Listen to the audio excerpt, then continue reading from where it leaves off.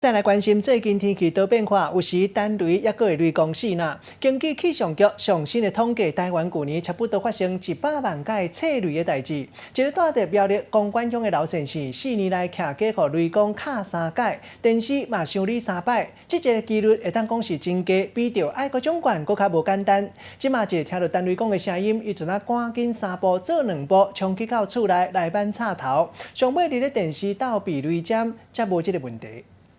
听到打雷声怎么了？就马上回家拔插头啊！老先生即马若听到雷公咧弹，不管咧无影响，拢会放咧先走转去背插头。修3次啊！修了3次哦，都是被雷打。对。原来老先生因兜4年来，互雷公卡过3届，电视嘛修理3届，上尾一摆因为卡雷公害去的电视放伫客厅，才拄买无偌久。迄当阵因某伫咧看电视，画面熊熊都无去，开2000块修理，尾也搁开钱替电视安放单雷公的设备。 加上伊本来住的所在附近是田足快，即摆已经起真侪楼仔厝啊，新起的厝拢有避雷针，所以因兜就无搁互雷公卡过啊。雷神嘛真爱来这间庙行打，苗栗的玉清宫嘛定互雷公卡着。